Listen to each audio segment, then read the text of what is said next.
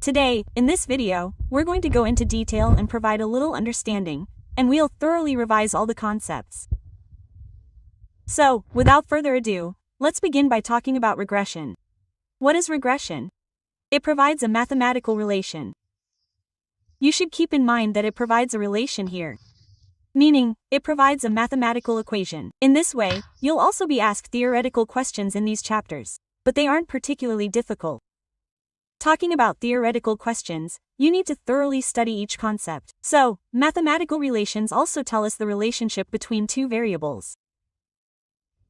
If you have an equation between two variables, then it's obvious that if you know one value, you can plug it in to find the other. So, this question is often asked. If you know the value of a variable, for example, if you know the price and need to calculate demand, what concept would you use? Regression is used for this. Correlation is used only to indicate the degree and direction of a relationship. Only regression can be used to find the exact value. So, you need to keep this in mind. Now, let's talk about the coefficient of regression. If we talk about it, the coefficient here is denoted by beta. The first thing you need to keep in mind is this. But we're talking about correlation. What was our sign in that? R. So, if we talk about the coefficient here, it can be calculated in two ways. One is x on y, and the other is y on x. This means that x on y means x is dependent on y. It is read this way, but it is written as x on y. Similarly, if we talk about y on x, it means y is dependent on x. This means that if x depends on y, then x will be dependent, y will be independent, and if y depends on x, then y will be dependent and x will be independent. You need to understand these things thoroughly. And if I talk about the formula for bxy and byx, what are the formulas for them? The functions for both are the same. You just need to change the sequence slightly. And throughout this chapter, in regression, you need to keep one basic thing in mind. The subsequent variable will always be divided. This will prevent confusion throughout the chapter. So, when talking about bxy, let's talk about the basic function. Its basic function is covariance divided by variance. So, whose variance will come in? The variance of y will come in here. We can say the square of the SD of y. What does SD of y square mean? If it's the variance of y, then the variance of y will be divided by y. So, if we want to find the variance by x, what will be divided by x? The variance of x, because what is given later, the covariance will be above x. So, if we open this function a little and see what the detailed formula will be. So, in the case of the direct method, we just explained our covariance formula in the correlation video, the link to which you can find in the description box. And also, you can share this PDF on our Twitter channel so that if you need to read all the formulas at once, you won't have any problems with that, and you can find the link to that in the description box. So, talking about the direct method, what is our covariance formula?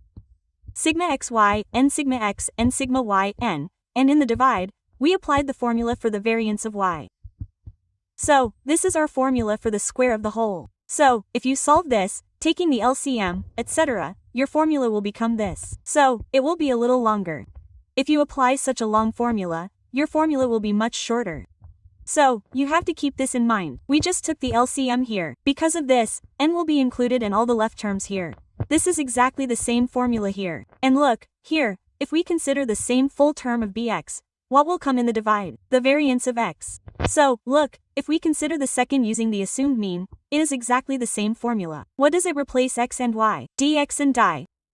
If you notice, this formula actually works. The direct method and the assumed mean are exactly the same. And if we talk about the actual mean, using the actual mean, as we explained in the last video, sigma dx becomes 0. You probably know what the sum of the x mean is. It's 0. So, if these two values become 0, all three are eliminated. Only this one remains, and n plus n cancels out. So, there are only two values here. Sigma dx dy comes up, and dy squared comes up when divided. See, that's what it does. So, you have to keep this in mind. If you understand it this way, it will be easier to remember. So, look, the same thing is written here in the second form. What does small x mean? X mean, and we can say dx. So, if the value of x is given anywhere in the exam, what does it mean? The sum of the deviations from the actual mean. So, you have to keep this in mind. So, if we move on to the next question, what is our next formula here? If you have r given, the SD of x, the SD of y given, then what is our formula for bxy here? What did I just explain to you? Look, our variable here, which comes later, is in the divide. That means, here's bxy, So what is y here? C, in the divide, and what is x here? In the multiply. So, this concept applies to every function. So, you have to keep this in mind a little bit. If you have correlation given, that means r is given, and the standard deviations of both are given. I asked you about bxy here. So, how will bxy be computed? What will come here in the multiply of r? S of x, s of y, and finally, the full function is divided into 3 functions. The 3 functions mean that we have the covariance formula. The second is our formula for RSD, and the third is our mean value. The square of r is equal to bxy asterisk byx. This means that if bxy is given and r is given, you can easily find byx from there. So, you need to keep this in mind, because the exam doesn't have very difficult questions. You'll simply have the basic data given. You just need to apply the formula. Okay, so, here you need to memorize the formulas well. So, look, here bxy and byx are multiplied, and the root of that is our r. So, we can say that r is the GM of bxy byx. What does r always represent for bxy byx? GM and subcent. You have to keep in mind that if you put the root here, it gives a plus or minus. So, which sign should you use here? The sign of all 3 is always the same, meaning, if the sign of both of these is negative, then the sign of r will also be negative. If the sign of both of these is positive, then what will the sign of r be? Positive. You have to keep this in mind. So, what should the sign of these values always be? Same. So, here, n will come instead of n. Now let's move on. Now, look, this type of question is also asked a lot. You have to keep in mind here that the sum of x mean y mean is given. So, what should we write for this? We can write it as xy. This is given to us 120. And look, here, this is given to us sigma x squared 480. This data is given to you. We have to find the sum of regression coefficients. So, what does the sum of regression coefficients mean? We also need to find bxy and byx, and then add them both. Look, it's very simple. So how do we do this here? And here, you've given one thing, sigma y squared, which is 640. So, if you want to find bxy and byx, then look, here it's written as small and actual mean, so the formula for actual mean will be used. What is the formula for actual mean? There is a formula for bxy. Look, later, the value yy will come in the divide here, meaning, sigma xy y squared, that is 640, will become our bxy. Find byx like this. Here, just solve sigma xy, sigma x squared and add it. What will that become for us here? Answer. Look, if r is given in the question, SD is given, then you always have to keep this formula in mind. This is our formula that will apply. So, you have to look at the content. What is the given content in the question? The formula will be applied accordingly. So, our formula for bx, y, and byx will simply be applied here. Their values will appear. But if, for example, you don't have HD given in your query, r is given, bxy is given, and one value, byx, is missing, then the combined formula for r, bxy, byx, will be applied here. Just enter 2 values here, and the third value will be computed. So, you need to evaluate the application based on the data, to determine the formula that best suits the given data. For example, look at this question. bxy is 16 given here. byx minus y is given. This is not possible, because I just explained to you what the sign of all 3 should always be. Same. So, the sign here is not the same. So, applying this formula, the concept, doesn't apply here. So, we can say here that r is the GM of bxy byx. And we know that m is always greater than equal to GM.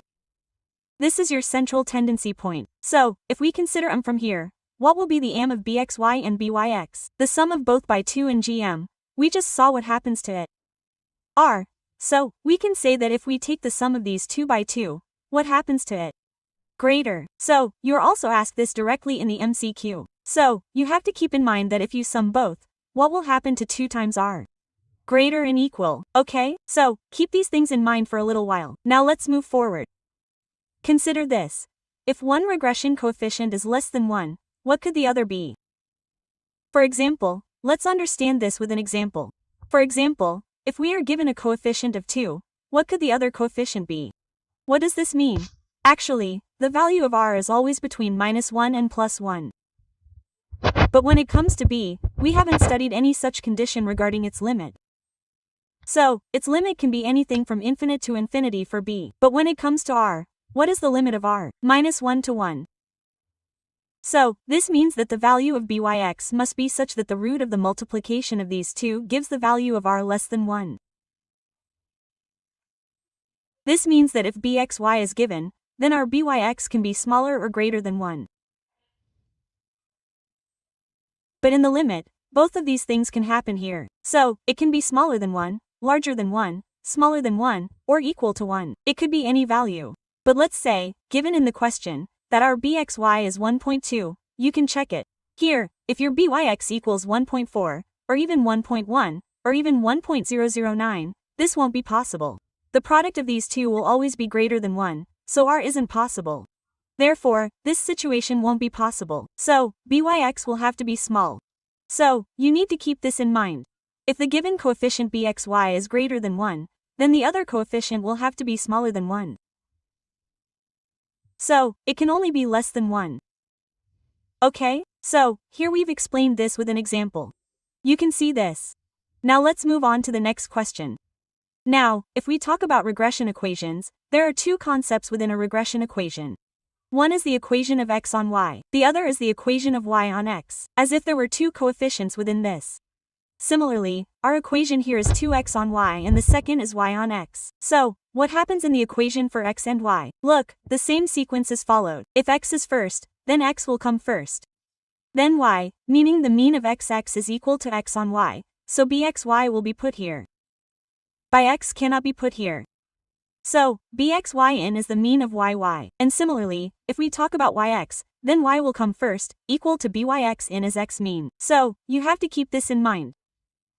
So, if we talk about the mean of x and the mean of y, what does it always do to both regression equations? Satisfy. And what does it always do to it? It is the intersection point of both lines. You are finding the equation by putting in the mean. So, because the mean always satisfies both equations. So, suppose you're given two regression equations and asked to find the mean, you can enter the given mean in the options. If it satisfies both, that'll be the answer. What this means is that you're often asked for the mean. Asking what the mean is or what the intersection point is, you can try it by entering that option here. Now, we'll tackle this question and understand its concepts.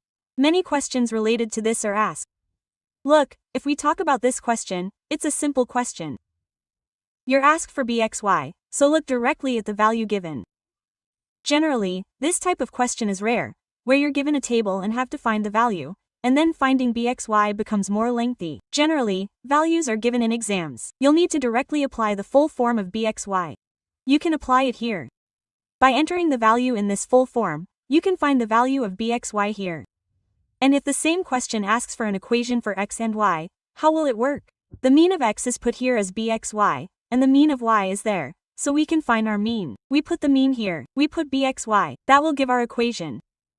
So, if you're ever asked for an equation in an exam and the equation is given in the options, you can check it by directly replacing x and y with the mean. You don't need to apply such a lengthy method, but if you look at the solution of any question where an equation is asked, you'll find the full-length method explained, but there's no need to apply that. You can directly apply it here whenever an equation is asked. The equation will be given in the options. So you can check by putting mean here in the options equation. Whichever equation satisfies the mean will be your answer. Okay, see, this way you are asked for the value directly. The equation for y is given. It says this is the equation for y. You need die for x. Because what do you have to do with this y? You have to see what happens when y is equal to y equals 4x. So you have to keep in mind the position of x multiplied by vx. If you want this vy, then what do you do with x, y? What does y equal to x mean? Whatever. X is bx, x equals this, our bxy.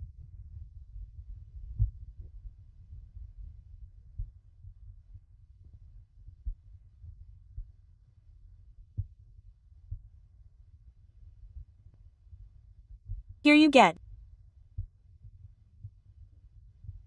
y.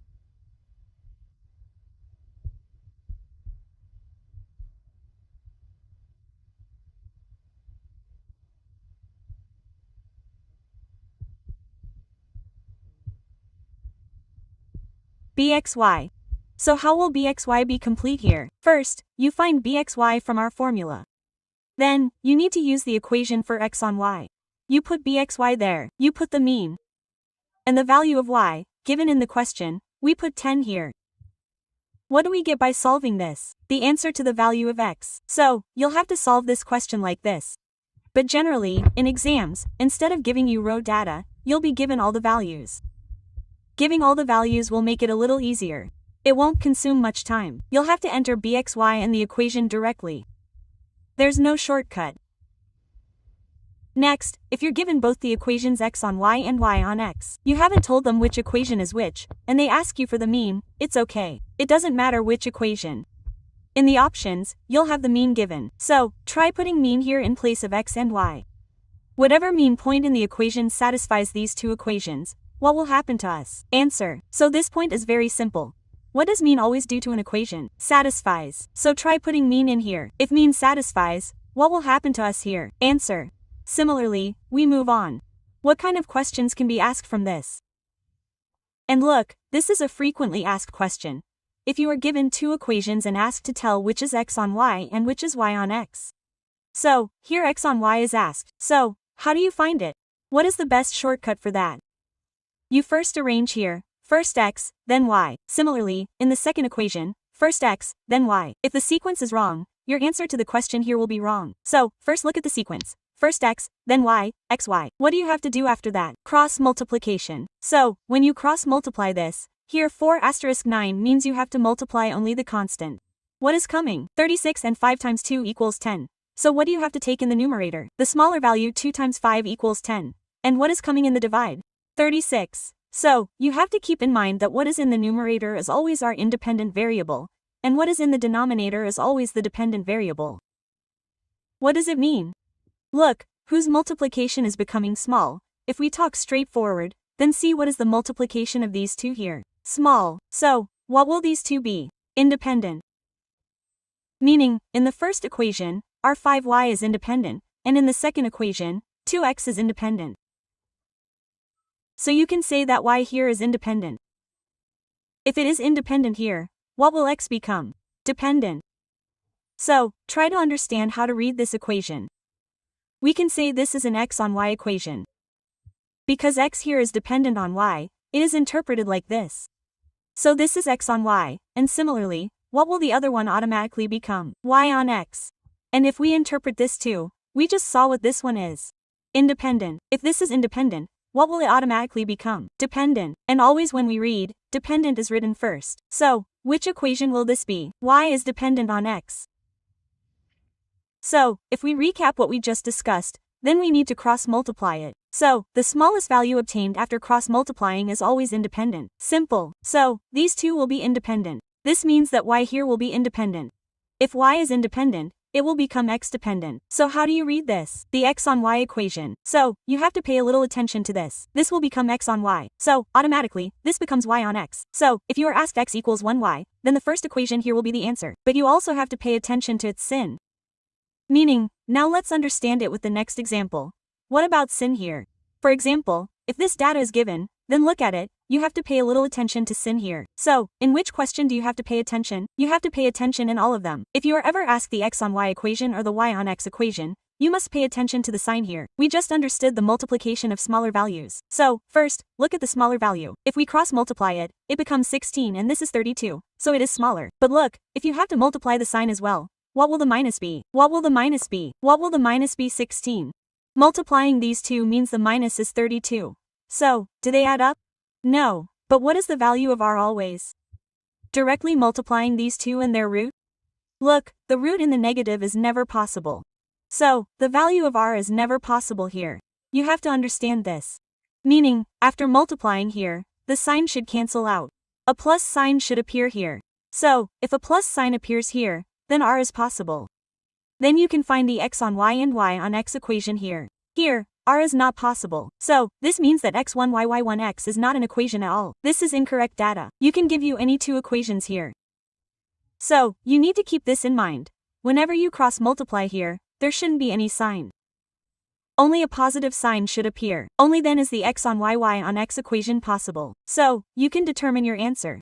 Now, look, this data is given. So, if you cross-multiply here, the smaller values are 2 and 8, meaning the product of these two is minus 16. And if we divide, we get 6 times 4 equals 24. So, look, these two values are formed, so the minus cancels out the minus, so this becomes possible. So, you need to keep this in mind. Now, this will become possible. And what will the multiplication of the smaller values be here? Independent, meaning, what will happen in the first equation? X will be independent. So, here X is independent, Y will become dependent. So, this equation will be Y on X. Look, this is Y on X, and what's the second one? X on Y automatically. So, I hope you understood this topic because this is the shortest way. Otherwise, the rest becomes the long way. It takes 2 to 3 minutes. So, if you're asked to find R, how do you find it? This is what we were just doing. I just told you what R is. The smaller value comes up here. Divide by the larger value. Minus cancels out minus. Root it. This is our R value. So, R will also be found directly. And look, right here, this is our Y on X equation. If you were asked by X, you'd have to remember that BYX would be the Y on X equation, not X on Y. Obviously. So, first, you'll have to find which of these two Y on X equations is it. So, we've found that the first one is Y on X. Now how will we find BYX after this? Like we discussed in the beginning, that take the coefficient of X in the equals of Y. So here, look at the coefficient of X in the equals of Y. What will that become for us here? BX BYX. So what happened to BYX? 2/4 if you had asked for BXY like this. Keep this in mind that BXY will not be found from this equation. Find it from the previous one, because this is Y on X. So, you need the X on Y equation for BXY. So, you can find BXY from the second equation, X on Y. So, what will our coefficient of Y in the equals of X become? BXY. And next, if you are given the SD of X here, if you are asked for the SD of Y, then there is a shortcut in between this also. What formula is used here? SD of X squared means variance of X S of Y squared in equal to B1 B2, A1 A2. Meaning, if you write X here, if X is in your numerator on the top left, then what will come in equal to? The product of the coefficient of Y is written opposite here. So you have to keep this in mind. If you write X here, then it will be multiplied by the coefficient of Y. If Y is here, then it will be multiplied by the coefficient of X here. This means that if we use this equation here, then